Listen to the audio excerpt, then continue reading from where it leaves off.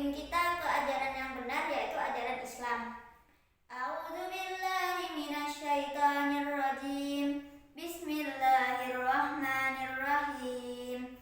Fasholli lirabbika wanhar. Shadaqallahul azim. Yang artinya, maka dirikanlah salat karena Tuhanmu dan berkurbanlah. Quran Surat Al-Kautsar ayat 2. Teman yang berbahagia, dari kutipan ayat tadi saya akan bercerita tentang kisah pengorbanan Nabi Ismail alaihi salam.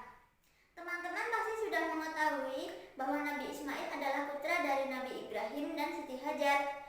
Sewaktu Nabi Ismail menginjak usia dewasa, Nabi Ibrahim bermimpi bahwa ia harus menyembelih putranya itu.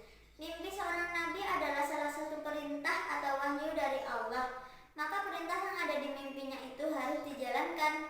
Sebagai anak yang soleh dan taat kepada Allah dan berbakti kepada orang tua, Ismail menjawab, "Wahai ayahku, laksanakanlah apa yang diperintah oleh Allah kepadamu, dan engkau akan mendapatiku, insya Allah sebagai orang yang sabar dan patuh kepada perintah." Kemudian Ismail dipeluk dan dicium pipinya oleh Nabi Ibrahim seraya berkata, "Aku sangat bahagia dan bangga mempunyai anak yang taat kepada Allah dan berbakti kepada orang tua, dan dengan ikhlas hati menyerahkan dirinya untuk melaksanakan perintah Allah."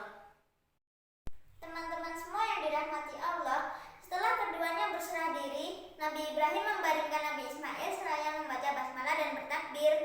Ismail pun membaca syahadat untuk menghadapi kematian. Tiba-tiba terdengar suara, "Wahai Ibrahim, sesungguhnya engkau telah membenarkan mimpi itu."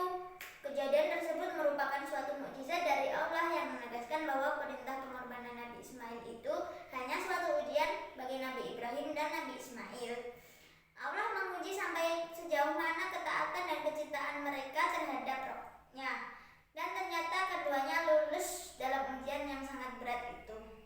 Ayah, bunda, dan teman-teman semua yang dirahmati Allah, sebagai ganti dari ketaatan dan kecintaan Nabi Ibrahim dan Nabi Ismail kepada Allah, Allah memerintahkan Nabi Ismail menyembelih seekor domba jantan yang bulunya putih bersih, bermata bagus, dan bertanduk, yang telah tersedia di samping Nabi Ismail. Inilah awal mula sunnah berkurban yang dilakukan oleh umat Islam pada tiap hari raya Idul Adha di seluruh pelosok dunia. Ayah, bunda, dan teman-teman semua yang dirahmati Allah, ada pelajaran yang berharga yang bisa diteladani dari kisah Nabi Ibrahim dan Nabi Ismail tadi.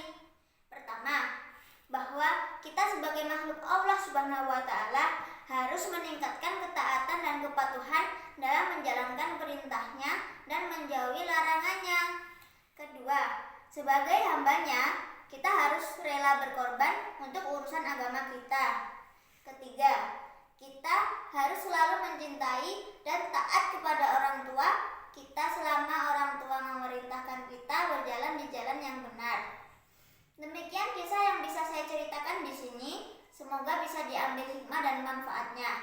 Ihdinas siratal mustaqim. Wassalamualaikum warahmatullahi wabarakatuh.